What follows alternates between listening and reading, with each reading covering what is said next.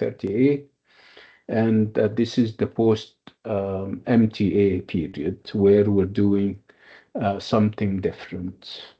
It has always been drama. We have done enough drama. We have done two plays, if you still remember, the Othello and the Duchess of Malfi. And this time around, we're doing a totally different genre. We're doing poetry. So before I even proceed talking about poetry and other stuff, I would like to ask you about what you feel about the MTA, the midterm exam. So if you can come to the mic and share your thoughts and ideas and impressions, difficult, easy, lovely, and none of the above, all of the above, come to the mic and share. Very excited for the grades, inshallah. You are very excited for the grades. Was the exam exciting? Whatever that means. It was what expected. You expected things and they came in the exam, mashallah. That's good. Now we're going to rely on you for the final exam. You're going to come up with a number of predictions. That's interesting. Okay, can we have somebody else? Yes, doctor. The Mm. exam was good, Nice. but all thing we can do is Yeah. study hard, and good luck. Leave it to Allah. Yeah, absolutely. Are you the Faisal that remember we met before the exam and it was a Yes, class and you were like nervous and everything, right? not nervous, but kind of spectacle. Uh-huh. Assist me, yes. Yeah, you Skeptical. did what you're supposed to do, which Yes, we you did. studied very hard and then you left everything to Allah, right? عقلها وتوكل. الحمد لله. Like, بالظبط. Thank you so much, Faisal. Okay. I think we have time for perhaps two more voices. Come to the mic and Yes, share. doctor. Yeah, Me, yeah. please. Okay. What's your So name? the exam, Sarah. Sarah. Go ahead, yes, Sarah. The exam was great. Mm-hmm. Alhamdulillah. I feel so good about it. That's amazing. These are good news, and I'm happy about that. Okay. I'm hopeful that everyone is sharing the sentiment. Okay. I think we have room for one more. If somebody can come to the mic and share. Yes, the exam Yeah. was easy. I think Mm. I scared it will be so hard, but it came so easy. That's great. Okay, nice. I'm so happy that you guys found the exam experience interesting and rewarding. Yeah. Right. Let's move to something else, which is also as interesting. We're doing a totally different genre this time around. By now, you know what a genre is. A play is a genre, right? A novel is a genre. A short story is a genre. And a poem is a genre. So we're doing poetry this time around. So I think we have done. If we have come that far, it means that you have done a bit of poetry in your previous semesters, right? You know what poetry is, right? And you may be poets themselves. Let me ask people who write poetry. First of all, let's agree whether let's establish what poetry is. What's poetry? And perhaps what makes poetry different from non-poetry. I know this is a bit philosophical, but let's start this way. You know what poetry is, huh? It is like a song, It's like have a rhyme and rhythm. exactly, absolutely, it's like a song. Okay, Artistic so way of expressing someone's feeling, language. yeah, I mean it's about language and feelings. Perhaps we need to kind of tighten the loose ends at one point and know and talk about what kind of language and what kind of feelings. We'll talk about that when the time is right. Can we have other people giving us their take It on what? has structure. Yes. No, go ahead. It has a fixed rhythm. It has rhythm, absolutely.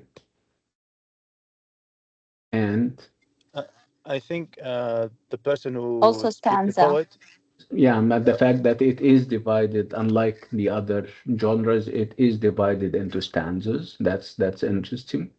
And the gentleman wanted to say something. Come to the mic. Yes, I think some person express his feeling, her feeling by the Mm, poetry. Someone, when you read the poetry, you can feel mm. his feelings and his tension. He's Actually, I mean, reducing poetry to mere feelings is not very accurate, but it's an aspect of poetry to kind of communicate and express feelings. I like that. Thank you so much, yes. Faisal.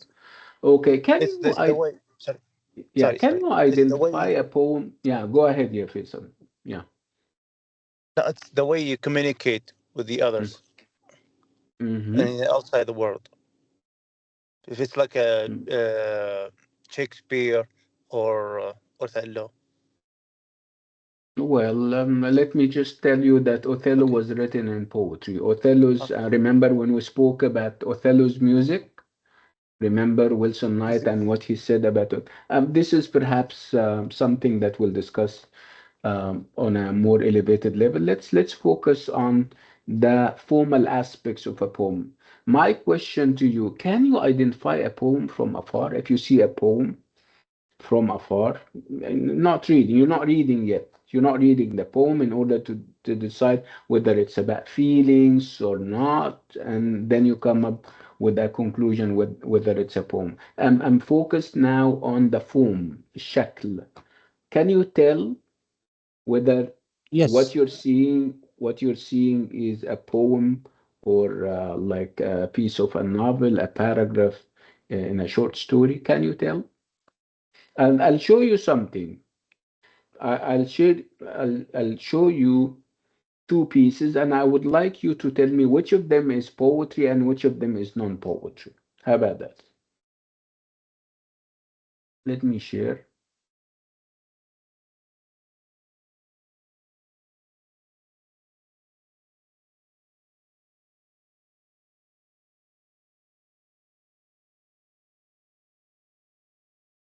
Okay. Can you see that?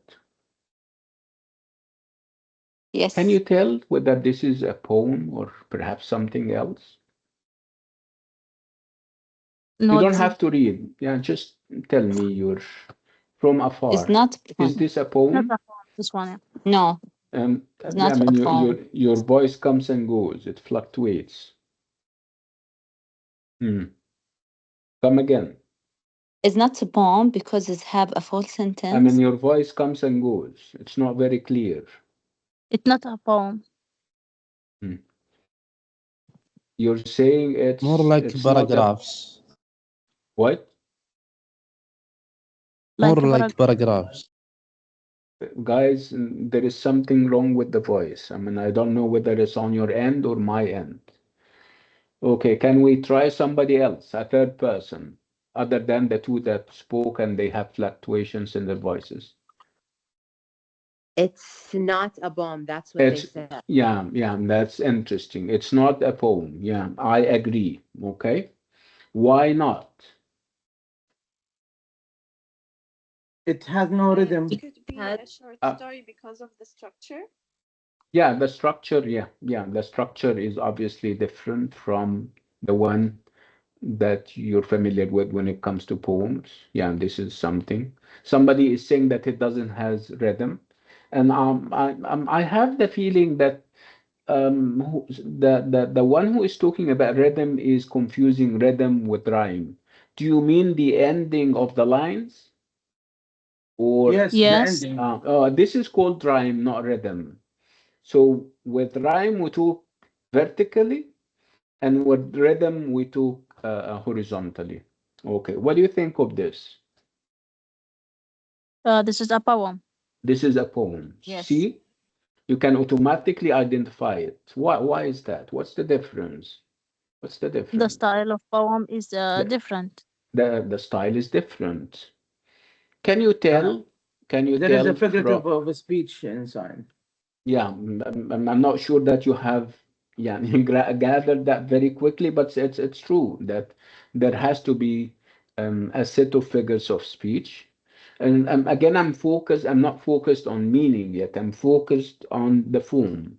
So you can identify a poem from afar, right? And you can identify a non poem also from afar. Okay.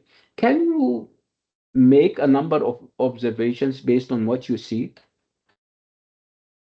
in terms of where the poem is on the page, how long the lines are, whether the lines are all the same, identical in terms of length, or they differ? Tell me about these things.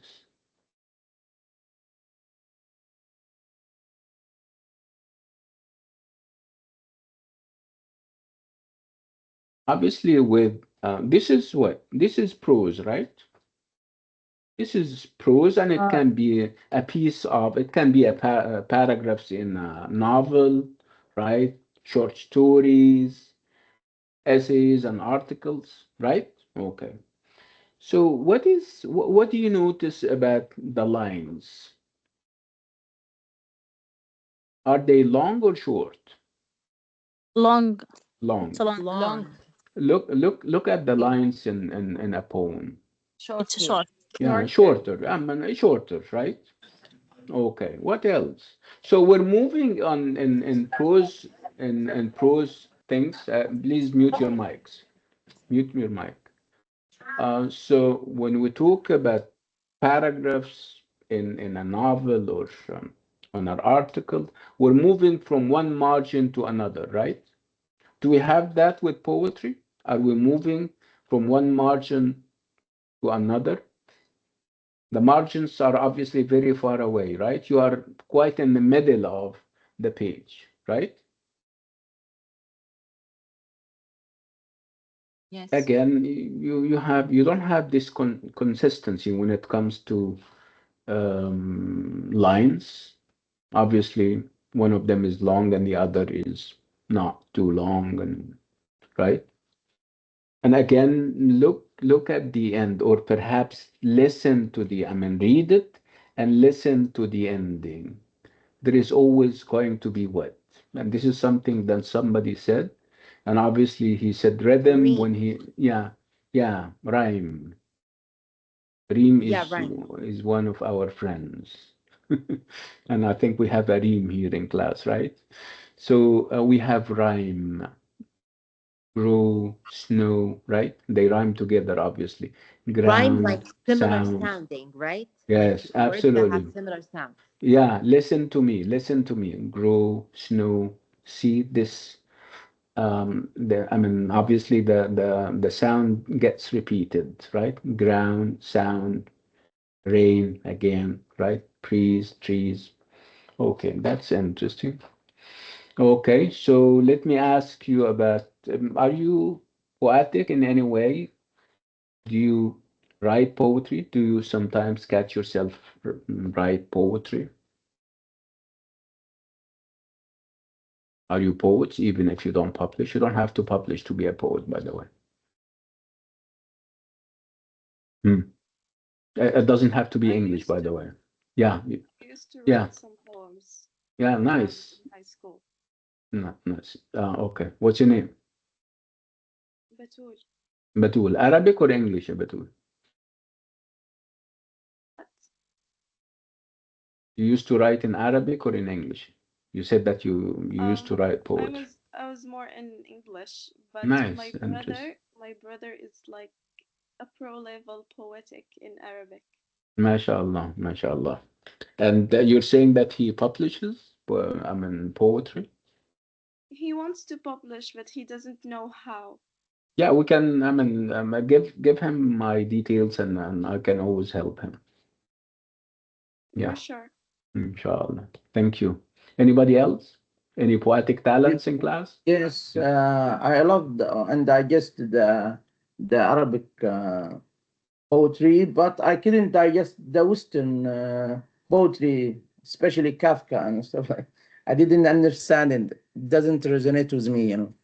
Well, perhaps over time, obviously, perhaps the language stands in the way. I mean, we are in our formative years. Perhaps when we finish from here, your 4 years, when you finish, obviously your English will be good enough for you to appreciate poetry written in English. But because if you appreciate poetry in Arabic, you're likely to appreciate it in English or any other language for that matter. That's a good start, I promise you. Okay, so you don't have to be a poet to appreciate poetry, right? Do you guys agree with that? Do I have Yes. to be a, yeah, absolutely. So that's why I'm sure the number of those who appreciate poetry are far bigger than the number of those who write poetry. So how many of us appreciate poetry? I'm raising my hand because I appreciate poetry. I like poetry and I like to hear people recite poetry. So lots of people, right? Yes. Okay, interesting. Yes, sure. Okay, Arabic poetry because I love Arabic Yes, poetry. Yeah, Arabic. yes. And what kind of poetry? Because we have, you know, classical poetry. We have modern poetry. We have in Arabic poetry societies. There are different schools. Yeah, I know. I mean, I'm talking about your taste. What is it that you like best? Classical Arabic poetry. What do we have? Zuhair. The Uh, modern schools. I mean, you're into modern Arabic poetry, right? Perhaps Nazar Qabbani. I mean, we have lots of Arabic poetry. I mean, we also have I don't know what they call it in Arabic. It's called in English. They call it al-Shar al-Nabati, right? Yani from the environment, very interesting, right? Yeah, that's interesting. And this is, Related to Saudi Arabia cultures. I mean, I mean, I think it's Arab. I mean, people like me from Egypt can always like read it and listen to it and appreciate it. Yeah, that's interesting. It's poetry that we're doing, yeah, Jama'a. Like you see, poetry is interesting, very engaging, and I'm sure you're going to find the experience interesting. So, what do we have behind us? We have remember we started with the Middle Ages, the medieval period, and then we went all the way to the Renaissance where we did two plays. We were supposed to do the 18th century, but Candide, which is part of the 18th century, is not with us. So we're moving from the 18th century, which obviously we skipped, to the early 19th century. We're moving to the Romantic poets and Romantic poetry. Okay, so this is what we're doing this time around. We're doing the English Romantics, and again, English Romantics, and we need to first of all have this alert. When I talk about Romantics, um, I don't mean romance. I'm not talking about poetry that addresses love. It's not about people falling in love with each other and eventually getting married and living happily ever after. This is not what we mean when we say romantic poetry. We talk about the romantic movement. The romantic movement is a literary movement that started in the late 18th century and early 19th century, and it's not about love. It's about revolution. It's about effecting changes in society. We'll talk about all of that. But I wanted to clear this. I wanted to make sure that you understand that when I say romantic poetry, I don't mean, or I don't want you to expect that we're talking about poetry that is full of romance and people, falling in love and all those kinds of things. Okay, so like I said, we're moving from the 16th and the 17th century, where we did dramas, to the late 18th century and early 19th century, where we're doing the romantic poetry. So this is some kind of reinforcement. This is what I meant when I said that a poem is obviously different from a non-poem. Obviously, the shape on the right is the poetic form, while on the left you have prose. Prose can be a part of a novel, can be part of a short story, and so on. Poetry also is interesting in when it comes to the idea of condensation. Whatever you can say in hundreds of pages in a novel, you can express and communicate in a stanza, in 5 or 7 or 10 or perhaps more lines.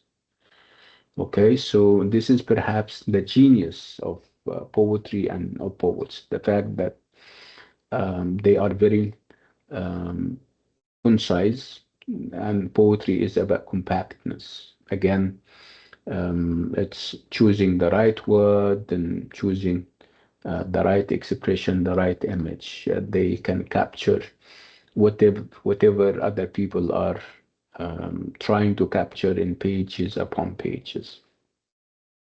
So poetry's true genius lies in its intensity. Whatever a novelist expresses in, let's say, 300 pages, a poet can express in a single condensed stanza. Okay, so poetry is also about music, and this is very important. The musicality of poetry is quite um, clear. Remember what you guys said about having rhyme? Rhyme is about music when the last sounds of consecutive lines sound together. When we talk about rhythm and meter, okay, the beat. Remember when you have the the the poetry is about that, but perhaps you need to develop this sensitivity so that you can feel it when it comes to the rhythm and the beat and the tempo of a poem. And you always have imagery, and imagery is about the poet in engaging your different senses, whether the sense of hearing, the sense of sight, touch. You feel that in the words that they use. It's as if the poet is drawing or painting, but he or she is using words, not paint brushes. And of course, figurative languages, metaphors, similes, and personification. I will talk about all of that. Unlike what people think, and if you ask me, poetry is perhaps the most intellectual of the arts. It takes a lot of time, it takes a lot of energy and efforts to understand a poem. And obviously, and I'm saying understanding, before you appreciate, you need to understand. And understanding is cognitive. So if we're talking about cognition and understanding, obviously we're talking about a mental and intellectual exercise. So poetry is not, as lots of people assume and think, about feelings and full of stuff. It is also highly mental and highly cognitive. You need to think, you need to concentrate so that you can figure out the different meanings. Again, every poet has a tool box. He has under his belt, sounds, whether it's rhyme or rhythm, talking about alliteration, assonance, and onomatopoeia. We talk about choice of words, which what we call diction. Diction is words. So it's specific vocabulary. And again, we talk about imagery and vivid language, and we talk about metaphors and similes and personifications, and that would go under figurative language. We'll talk about all of that. and we'll apply that to the poems that we will have. Again, we have dismissed and debunked the myth that romantic poetry is about love, and no, it's not about that. So romantic poetry is about nature. No, romantic poetry is about the celebration and the glorification of nature. It's about challenging the status quo. It's about challenging and rejecting established rules and norms, poetic norms. It's totally against poetic rigidity, if you see what I mean. So again, we're with romantic poetry, we're having this paradigm shift. We're moving from the rationality and the reasonableness of the 18th century to the revolution and the raw material of the 19th century. So in the 18th century, it was all about reason, order, calm, harmony, and rationality. With the 19th century, we're talking about emotion, subjectivity. We're talking about the irrational side of human being. We're talking about whatever is fantastic, fantasy, imagination, and whatever is also spontaneous. You don't think twice. You don't rationalize everything. So this is a test. Whenever you have romantic poem, at least during or perhaps with the first generation of romantic poets, you need to check that. You need to check that the language or the diction is simple.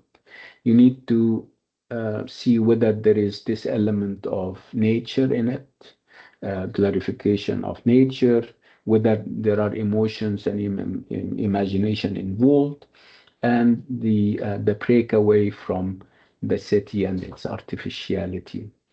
So it's a call um, to nature. I mean, we normally have this call to action. No, it's a call back to nature. Romantic poets are all about nature, outside nature. You go to the countryside where life is obviously more simple, life is pure. You have mountains, you have lakes, you have even the people there are very simple. They are not sophisticated like the people in the city. It's a simple kind of life. So whenever we have a romantic poem, again, you need to be on the lookout about these things. Glorification of nature, freedom from rigidity, focus on the imagination and emotion, simple diction or vocabulary, and exotic and mythological references. Okay, so where or what are the manifestations of nature? How can see nature glorified if the poem is about the countryside? If the countryside and outside nature is not a mere background, you can almost feel that it plays a role in the poem. Again, romantic poetry is against the rigidity of poetry writing in previous centuries. Before it was focused on rules. I mean, and the role of the poet, and in order for a poet to be recognized as a good poet, he or she has to mirror life. Gives you life as is. Um, so the poet in previous centuries before the Romantics was a man holding a mirror to life and nature. Obviously, this is not what the Romantics said. I mean, they said that poetry is not about imitation, poetry is about expression. And they focused on the idea of self expression.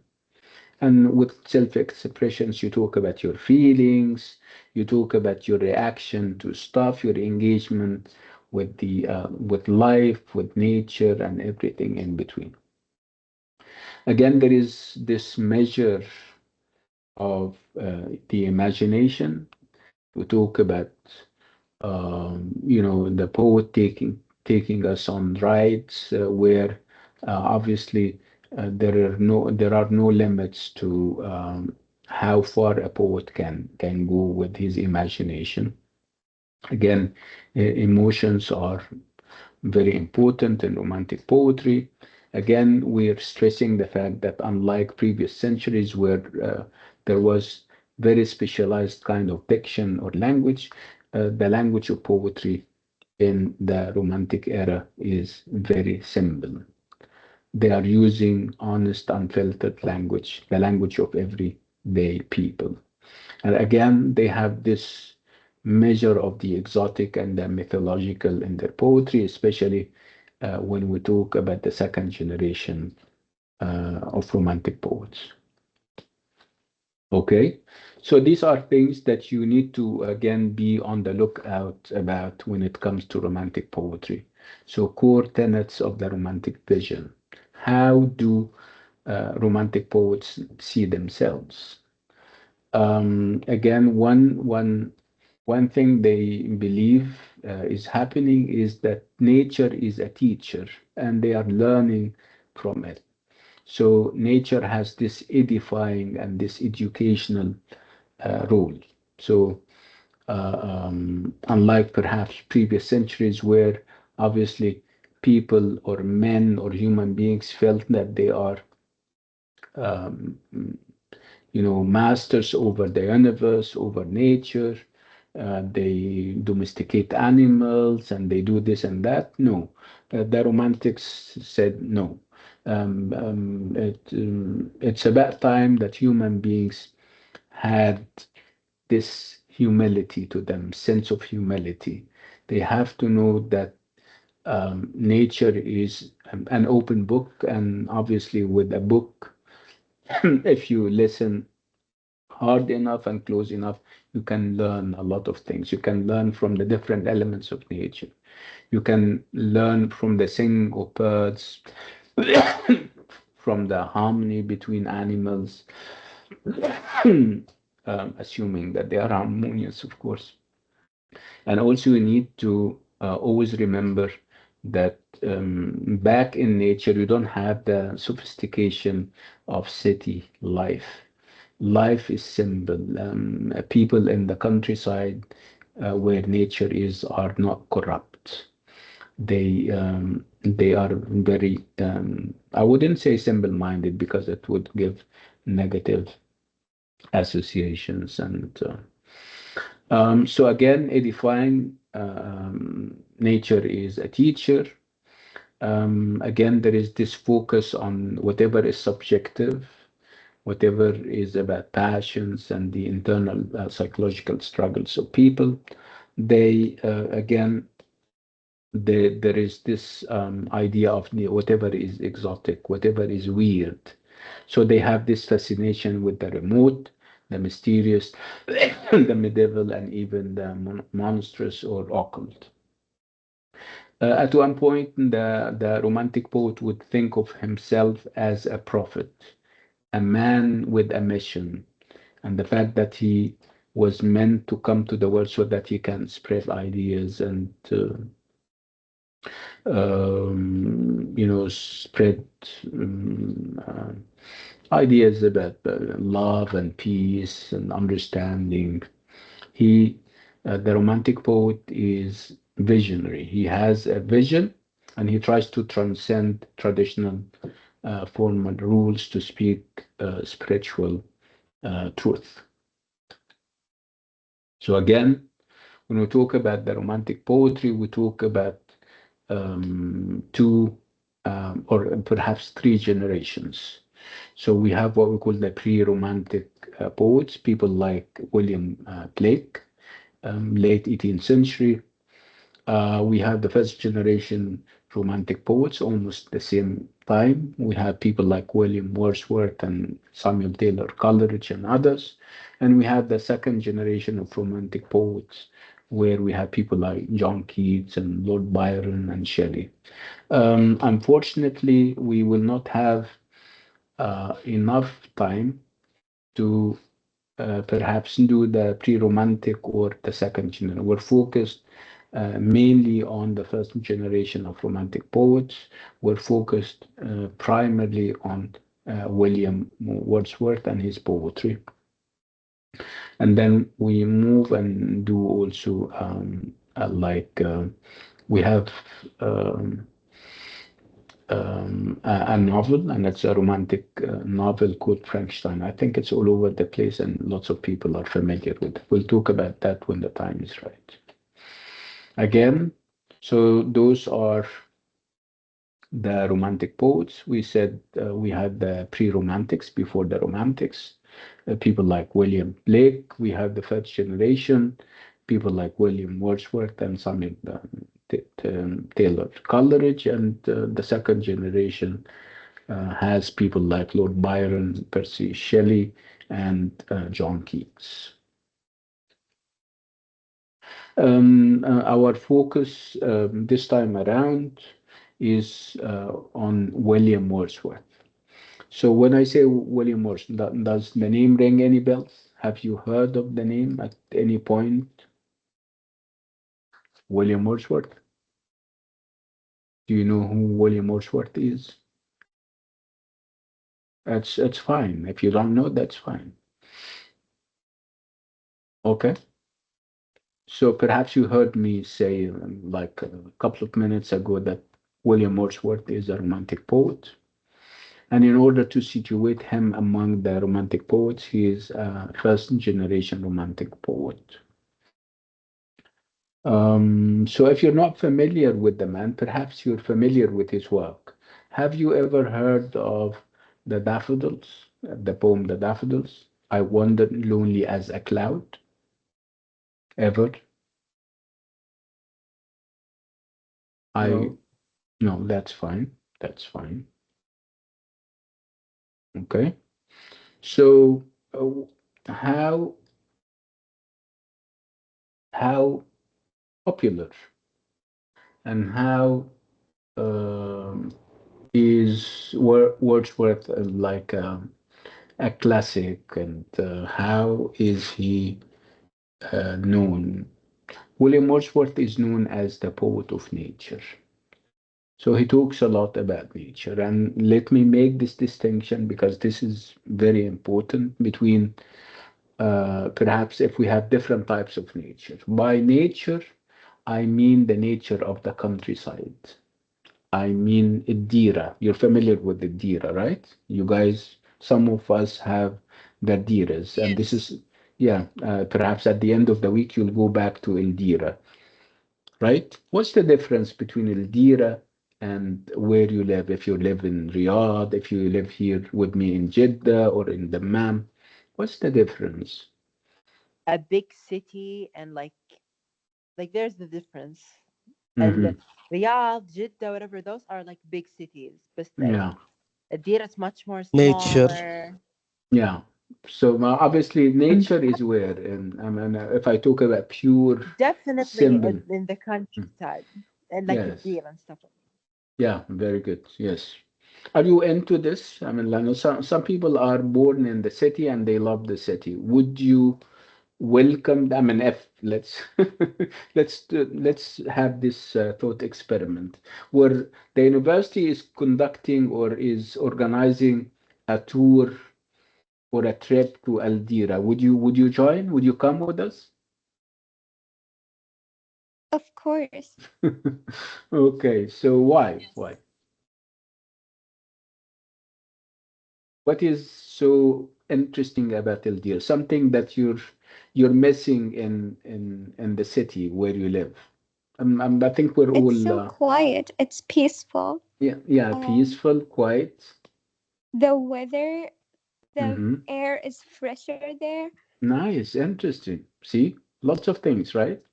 And this is exactly what Wordsworth was looking for. Peace and quiet, purity. How about the people? Do you think that the people in Eldira different from us?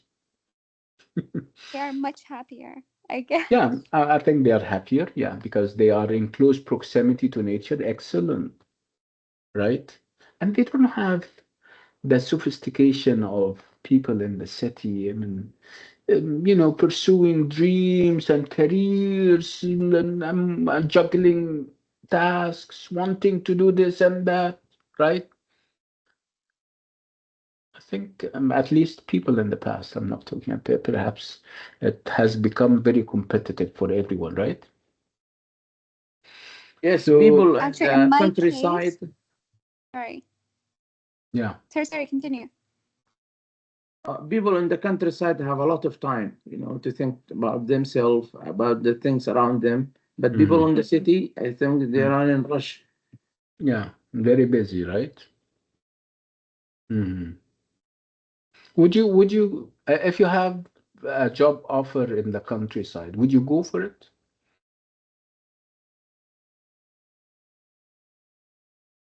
Maybe a course I would be interested, but not living there because I'm used to the city so much. Okay. But yeah, I mean, what's your name? Sarah. Sarah, I mean, you're young. You can perhaps get used to life in the country in the countryside if you try it, right? No, I don't think so. It's way too late. Okay. I think I would get used to it, but like the insects, I would never. You don't like It's it. good. I mean, It's good for vacation. uh-huh. Yeah, that's interesting. Yeah, I mean, you need to it can give you this moral support that you need. I mean, you go and you perhaps recharge your batteries, you breathe and feel good about life. I mean, you become close to nature, and then with you kind of get refreshed, and then you go all the way back to the hustle and bustle of city life, right? You're exactly right, doctor, because this is Mm. called therapeutic and also refresh your soul and your mind and Yes. mental, yes. Yeah, Because the which means city that, usually, yes, yeah, excellent. usually You're the city, doing it. Yeah, go ahead. I'm sorry. sorry, because usually the city mostly toxic. Mm. You are close in an environment that negative people. But when you go outside, it's different. It's like a I fresh. don't. Yeah, let me put this disclaimer. We're not denigrating the people who live in the city because we are city people, whether we like it or not, right? We're not saying that people in the city are evil or bad. We are city people. Make no mistake about it, right? No, no, I understand. I no, no, I Yeah. get it. Mm, But mm, mostly people usually, mostly, not all of mm. them, but mostly. But you don't. When you go outside, you see usually positive people, open-minded, very little, or a few. Nowadays, it's very difficult to find. Yeah. Perhaps you're not searching well enough. Okay, so I still Maybe. believe in yeah. Okay. Um, طيب, that's interesting. So this is actually the nature that Wordsworth is celebrating and glorifying.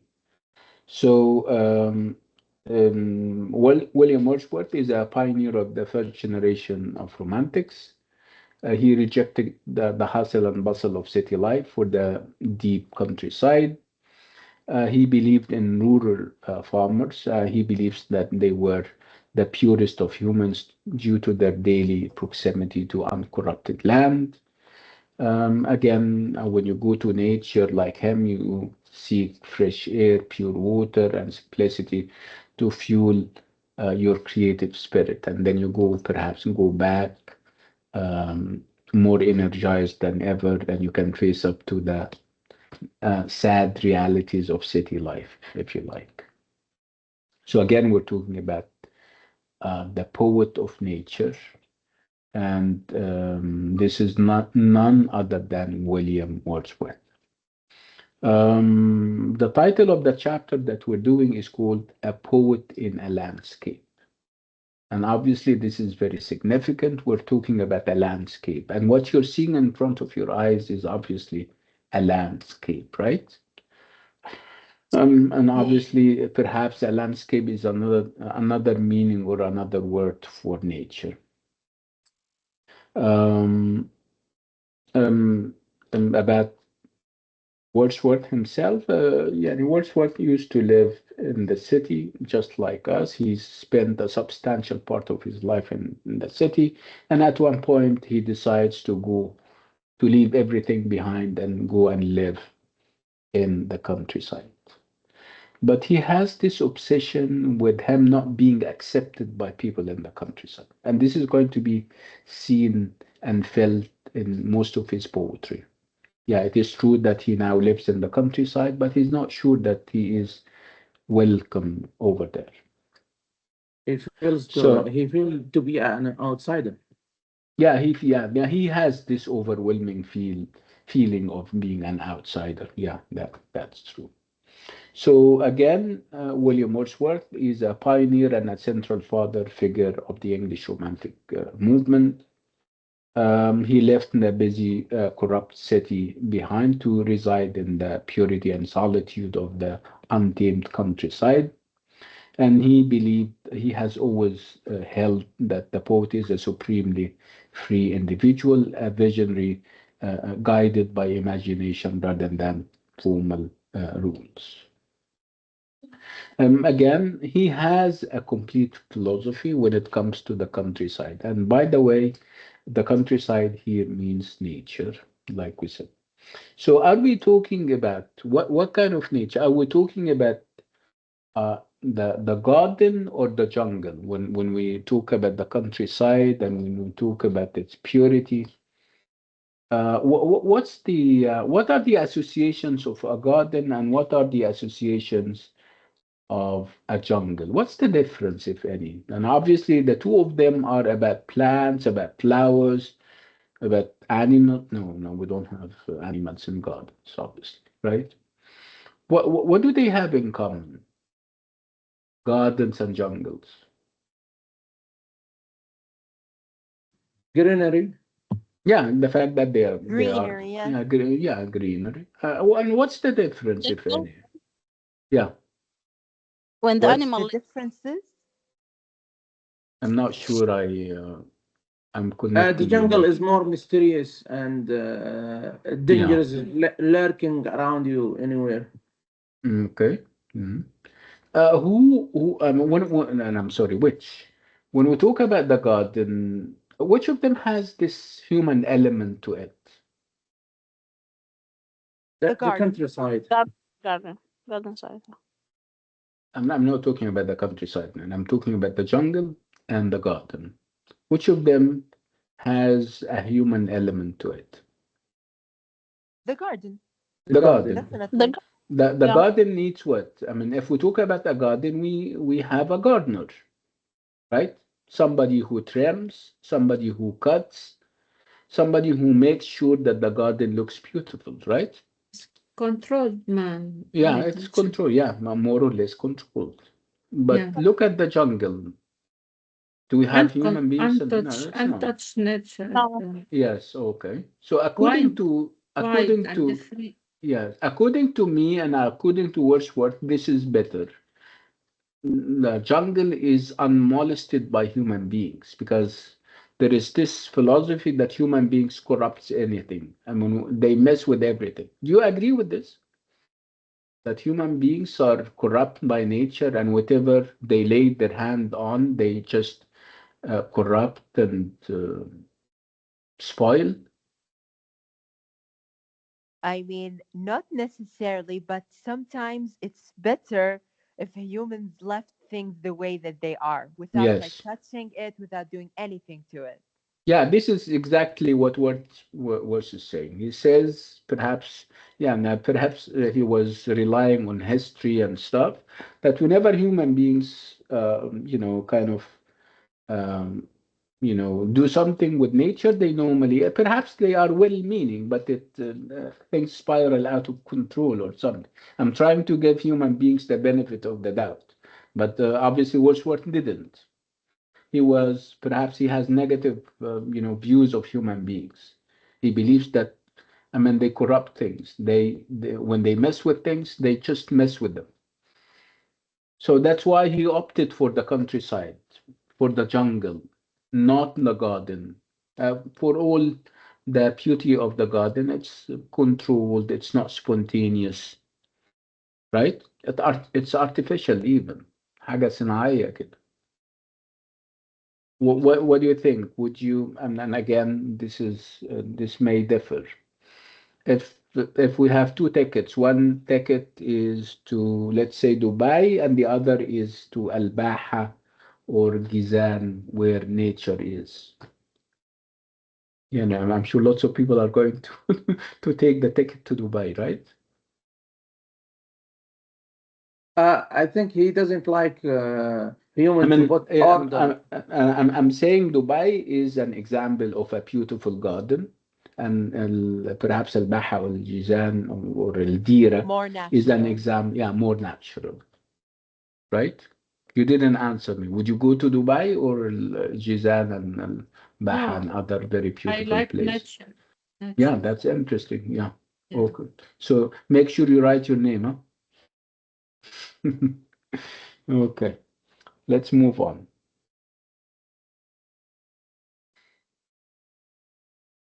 Okay. And we're doing a poem by Wordsworth, and it's called I Wandered Lonely as a Cloud, or The Daffodils. And then that's very strange that you haven't heard of the poem because it's all over the place, actually. And this is how the poem starts. I would like you to read this stanza and tell me what you think. I wandered lonely as a cloud, and then read the stanza, and perhaps read the title too.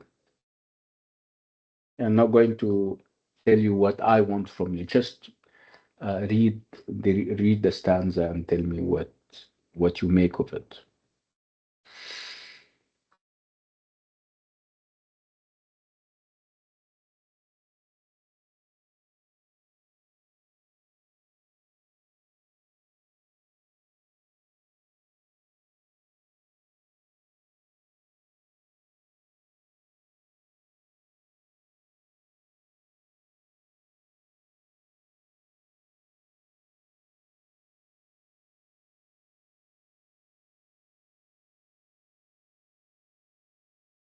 Where are we in this stanza?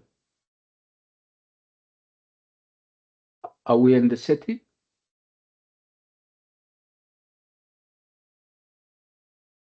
In the sky. The sky? Yeah, I mean, we're not even. Are you sure we're in the sky? Yeah.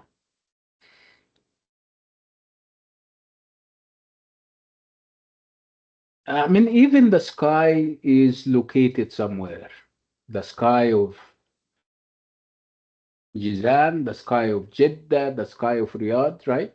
So, which sky are we talking about? The simple nature, maybe. Yeah, we're in nature, and in See other words, here. we're not in the city. Did you feel that we are in the city? No. No, right? So we are in nature, right? Okay. Okay. So I wandered lonely as a cloud. This is the title of the poem, and this is also the first line. Okay. Uh, He lead himself mhm. without any guidance or a plan. He's like floating. Yeah, that's interesting. In a sense, you have this sense of wandering. Wandering is obviously different from wandering. The other is with O, and it means ask. Obviously, here it means moving around. Okay, so I wandered lonely as a cloud. Again, why? Why do you think this is? If I tell you that this is a romantic poem, and obviously I don't mean that we have people falling in love with each other. How romantic is this stanza?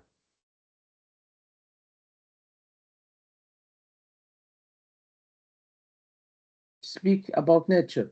Yeah, it speaks about nature, and we have different elements of nature. What are those elements of nature that you can see?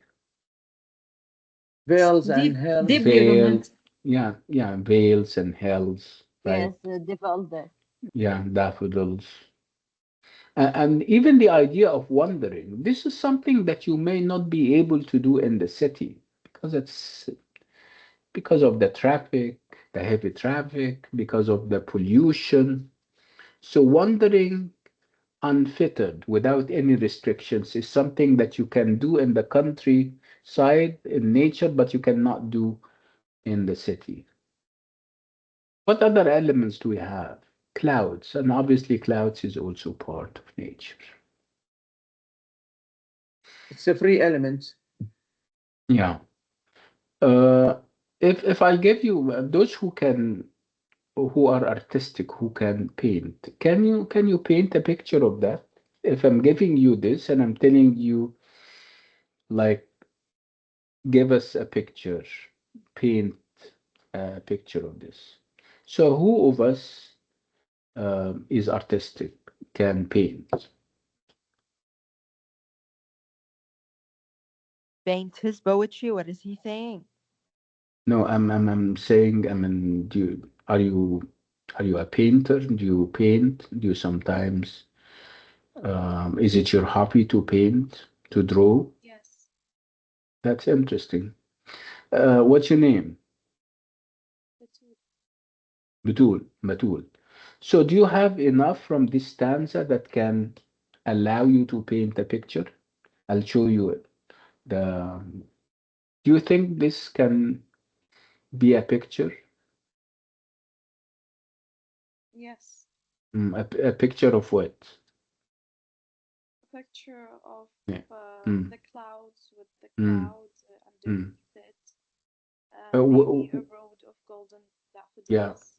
nice. Will you include a human being in it? Yeah, I mean, the crowds are human beings. Actually, the crowds are not human beings. Oh, yeah. Okay, so but we have a human element. I wondered, right? You have a human being, right, involved, engaging But with those. I Yeah. think with I mean, Hmm. we are painting the point of view of the person who is seeing this view. Yeah, So yeah. I don't Perhaps think, it's going to be you, the painter. This is what yes, you're trying to say. yeah, Yeah. I mean, but you can also paint yourself, right? As part of nature, right? yeah. Okay. What do you think? Do you think he's happy, sad, none of the above, or of the above? It's happy. He's happy, right?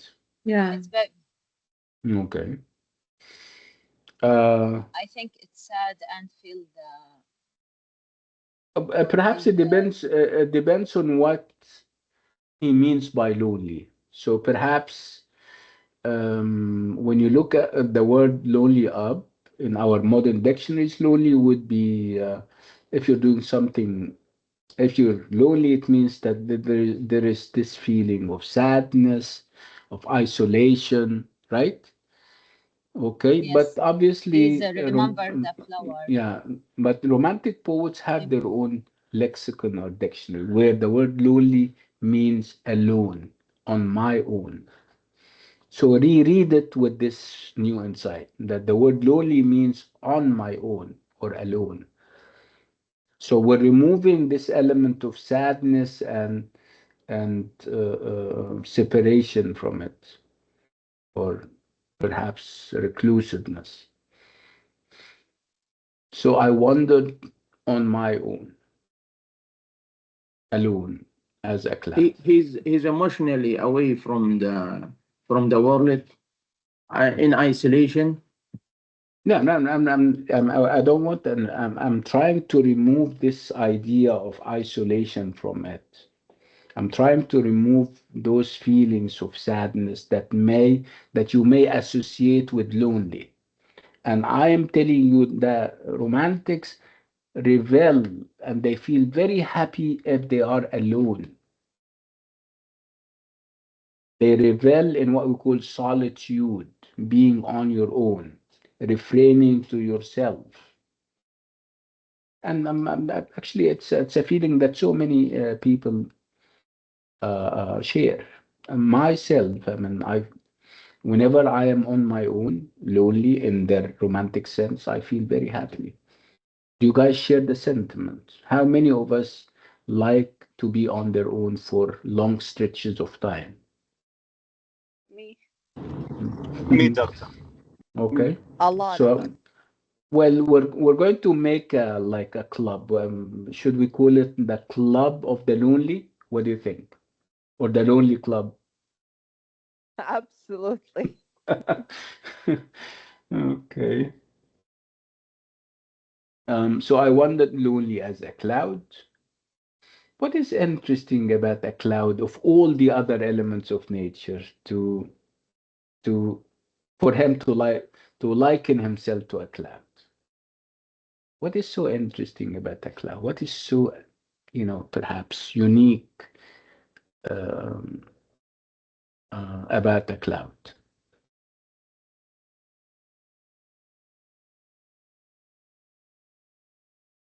It floats.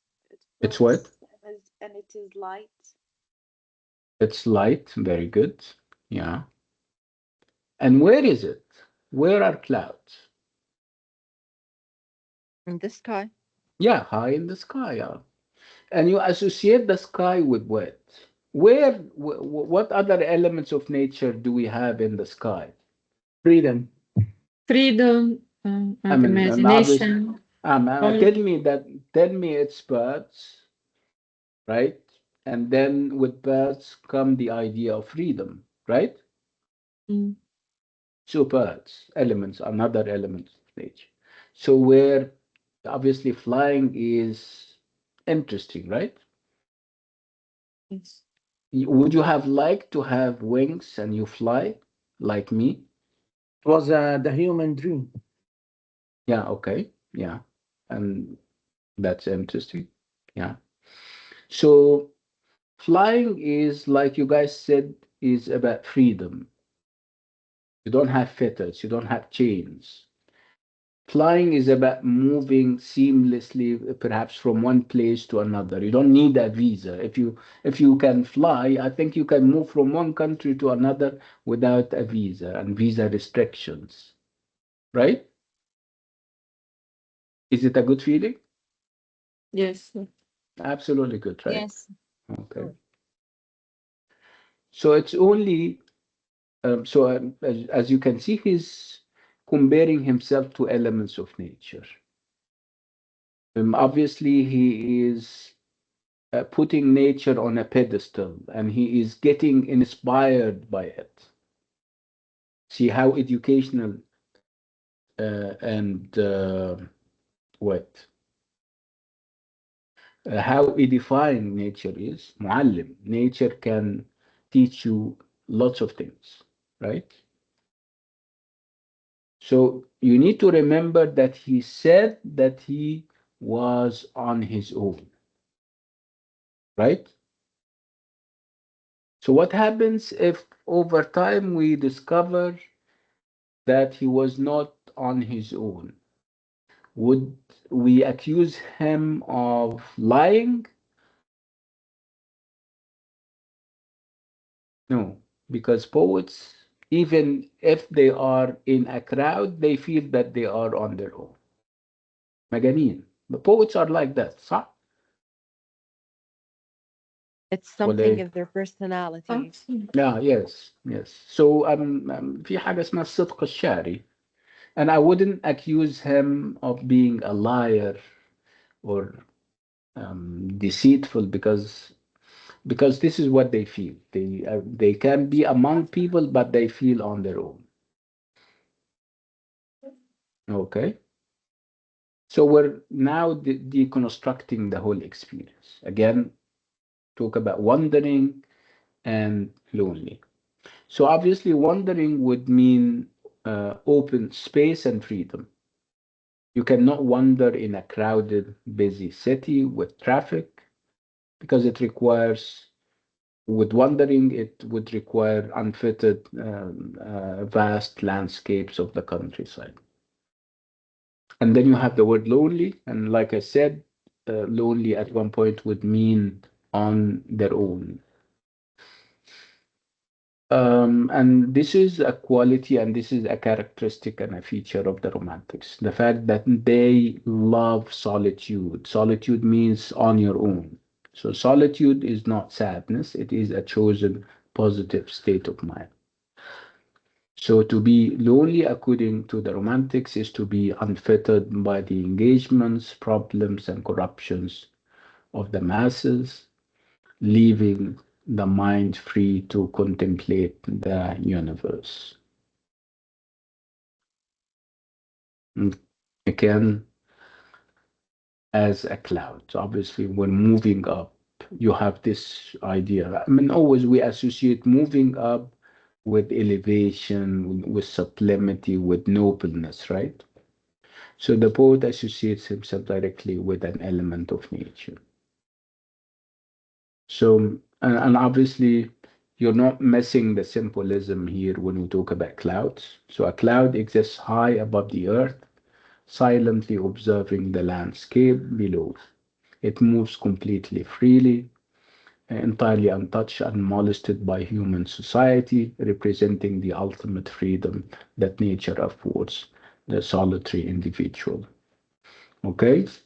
So, like I said, the Romantics find solace and consolation and comfort in being on their own, on being solitary, معزولين.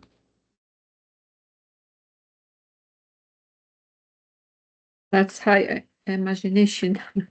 Yeah, I mean, they are very interesting because they came at a time when poetry was very rigid, was about rules and regulations, do this and don't do that. But you have to be also equal and balanced. Ah, you need Loneliness. to be realistic, of course. You Yes. shouldn't be kind of separating yourself entirely from life and from reality. Yes. Okay, so whenever we talk about Wordsworth and his poetry, we are sure to find a number of things, and these are the things that his poetry is always linked with. We talk about solitary experiences, being on their own, being entirely alone, to be able to absorb pure sights and fresh air. There is always this idea of tranquility, tranquil retreat, where they kind of go to quiet places and then they go home at the end of the experience and reflect on what they have seen on their own. And then you have this idea of memory and emotion. So they went outside on their own and they have absorbed all um, I mean, they filled their senses with the experiences of the elements of nature, and then they go home and on their own they perhaps lay out on a couch, and then they start to think. This is when memory plays a role. They allow the memory of the landscape to work within their consciousness, filling their heart with pleasure, and obviously that would lead them to poetic creation. So when they kind of remember those very sweet things that they have seen, an overflow of feelings and emotions erupts, translating the internalized nature into lyrical poetry. This is the moment of creation for them. So this is the formula for creation for them. Going through the So it is experience. like Yeah. Yes. it Go is ahead. like at scene when they are like in nature, they just like they are experiencing it, but then later they will like retrieve those memories of nature and stuff like this and write about it. Yes.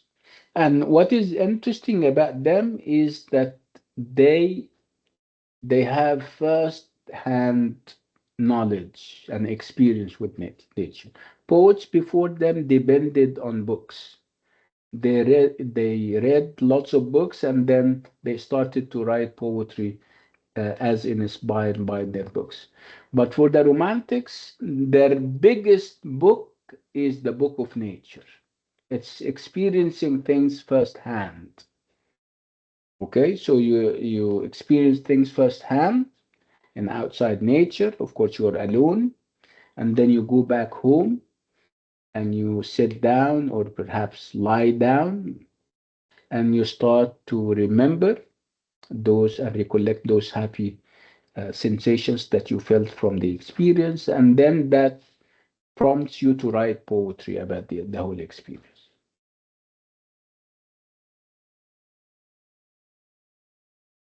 And this is perhaps, I wouldn't call it a bombshell because, like I said,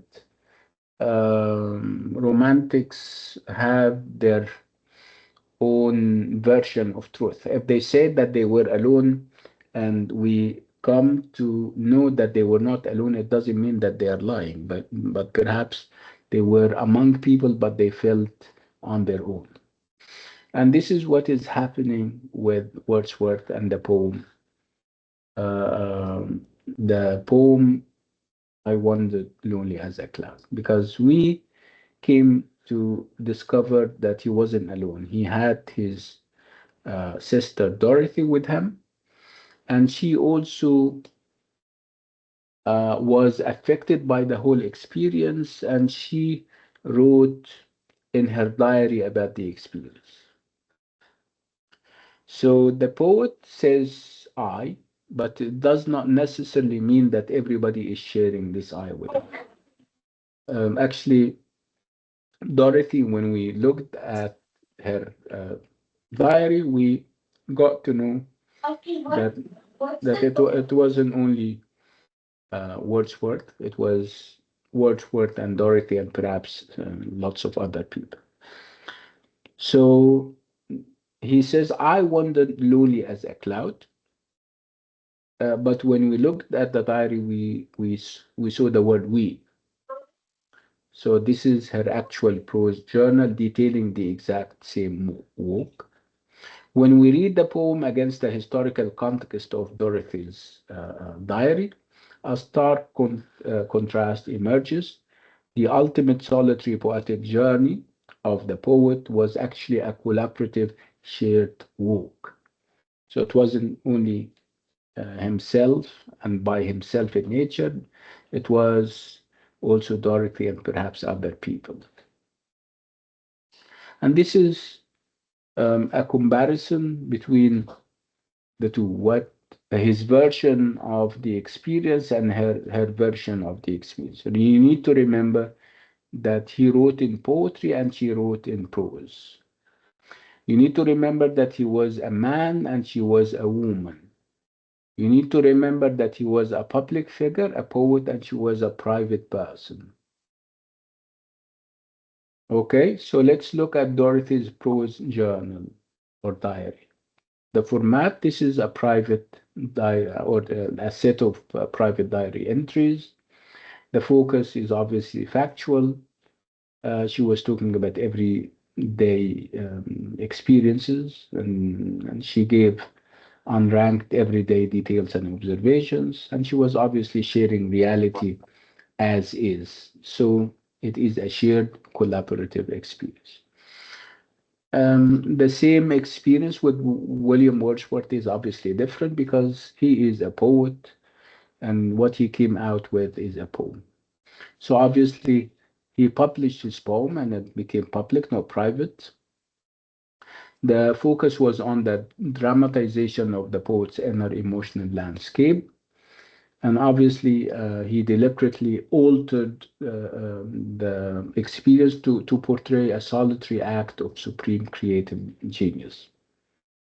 So, as you can see, the journal records what happened, while the poem dramatizes how it felt to a visionary mind.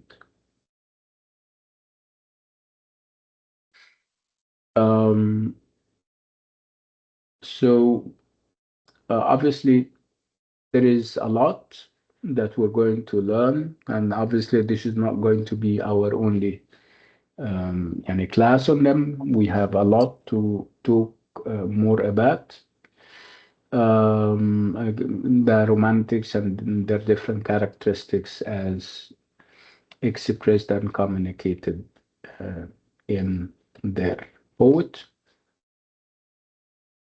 Um, so, what do you think? Did you like them? Yes. Yes. Do you think that they are escapist? They are trying to fly away from the here and the now?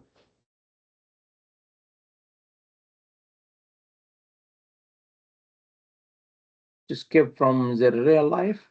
Yeah, escape from reality. Escape from the busy world, but maybe not the reality. Mhm. Well, do you think their escape is permanent or temporary? And sometimes you escape, momentarily escape reality, and then after a while you come back after you kind of energized yourself, you refreshed yourself, and you come back to life, and this is actually what we do at weekends.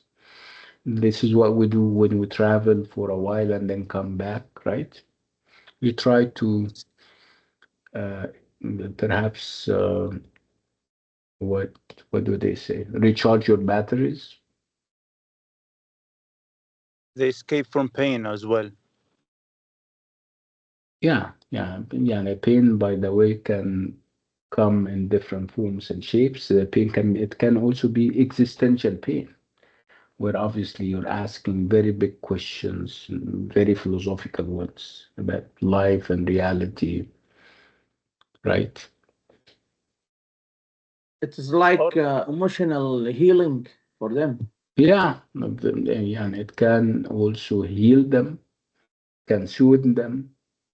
Yeah, poetry is now like music, for example. Poetry is used now to for people to heal. They use it in clinics, right?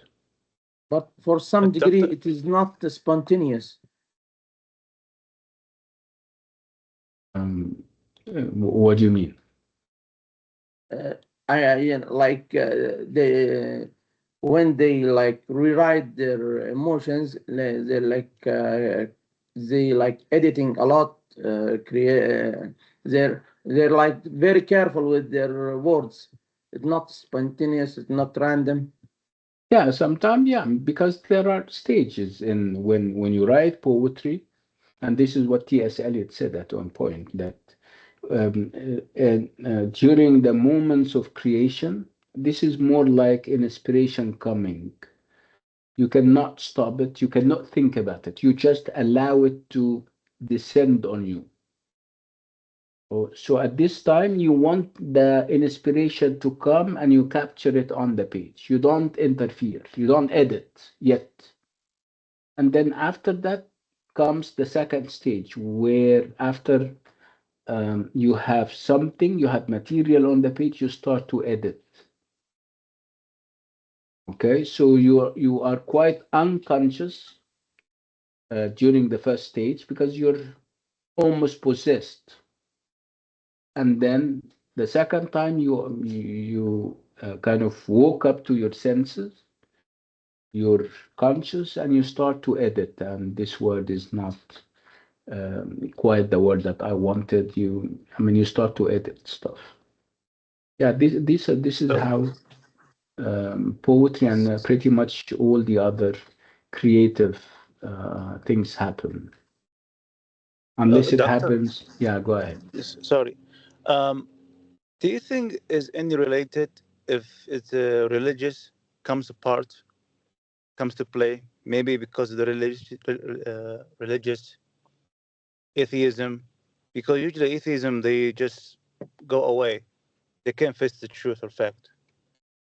I'm not sure I understand the question. Yeah, Faisal. No, I mean maybe the person doesn't believe in the afterlife, or because too much strict too religious. Maybe it But comes to part. Yeah. but what does this have to do with poetry? I'm just saying that, like I said before, someone who wants to express his feelings by writing a poet, so he like to looking for answer that he cannot find it, and he cannot find the guidance. Well, I mean, you can. I mean, I'm trying to say that the genre here is irrelevant. You can express that even in prose. If you write an article, so it can be poetry, it can be any other form of expression. Yes, doctor. Yeah, go ahead. Yeah. Romantic poetry is not written from books. يعني. It's written from a held soul and the inner of the Yeah, poets yeah. regardless. Yeah, poets regardless of their designation, whether they are romantics or not, are normally very. They have this heightened sensibility to them. They are not like us common human beings. They have this high level of sensibility. They see things that we don't see in life. I mean, because mashallah, poetry is obviously a talent, right? Well, it's not a skill. Yes, It's not of course. something you don't go to a workshop in order to learn to write poetry, right? You have to have the talent, and perhaps you can polish it by taking a course in how to choose certain words. But other than that, poetry is obviously a talent and a gift from God. This is interesting. I'm happy that you found interest or found that what we're doing today interesting. Again, the invitation is open. If you write poetry and if you would like us to see it and help you publish it, that's fine. We can do that. Are we all from the same class? No, I would like to take attendance. Let me see if Okay. yeah, just give me a second.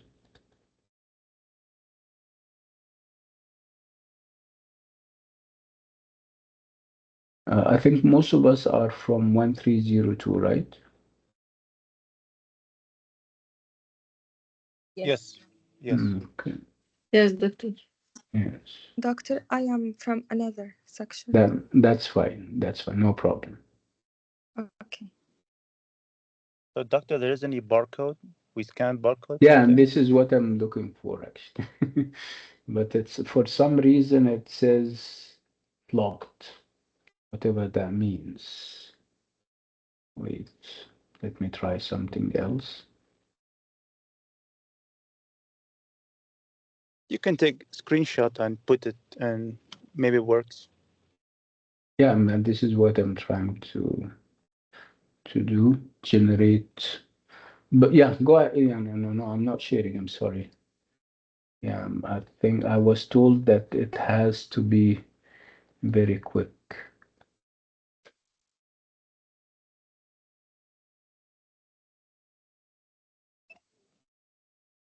Wait. Yeah, I think we're ready. Are you ready? Yeah. Okay. Dr. Can you take? Dr. Mustafa, should I scan it as well, or? No, that's fine. I took a screenshot.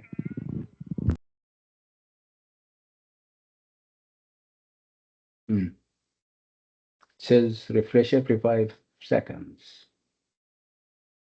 Refresh every 5 seconds. Wait, what are we supposed to do? I mean, take a picture of it and go to the SIS. Wait, let me do it again. This is obviously taking a lifetime.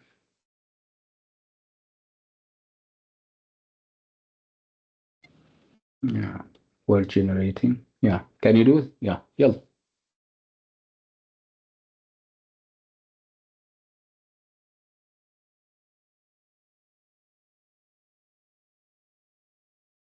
Okay.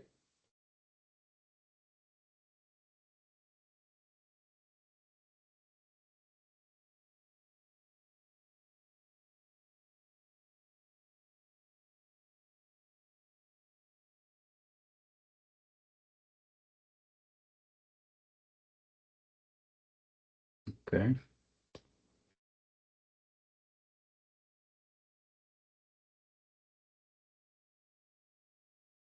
Okay. طيب, unless you guys have any questions, we're going to call it a night. Do you guys have any questions before we leave? دكتور لو سمحت كيف آلية عمل ال QR code؟ I told you that scan it and yeah, scan it and then it will take and then you اختار من الصور البوم السكرين شوت ما اخذتيها ما في شيء يعني سويت لوج ان حق ال SIS دخلني عادي على الصفحة حقتي الشخصية ما في شيء ثاني ما في تفاصيل and ثانية. then okay, and then I think you go there and you make yourself No, there is nothing يعني it's only about message. لا. طيب, when you that's طيب, that's fine. We'll check. You don't have to worry. I mean, just write your names. It's okay. You will take the attendance. Yes, I'll take the attendance. Yeah. Okay, it's I better. would like you to very quickly, for perhaps 2 minutes, I would like you to write your names in the chat area. All of you. Okay, sir.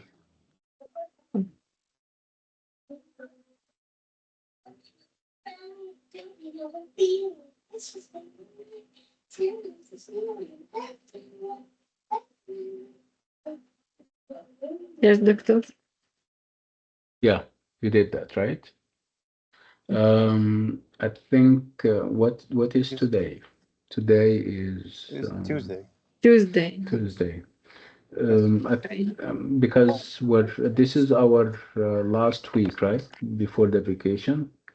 Can we meet on Thursday? Thursday? Yes. Yes. We have master class. You guys have دكتور أنا ما حسب حضوري. طيب, ما فيش مشكلة. What's the problem? ما أعرف. ما فيش مشكلة. اكتبي اسمك في اسمك بس اسمك خلاص. So we're meeting on Thursday at 4. Would 4 be fine with you? 4 p.m. Okay. Yeah. Yeah, We'll sure. So we're going to use the same link, then this link. Okay. يلا. Doctor. Yes. دكتور إيش اسمك؟ We're meeting on Thursday at 4 p.m. using this link. Okay. Doctor, if I attended,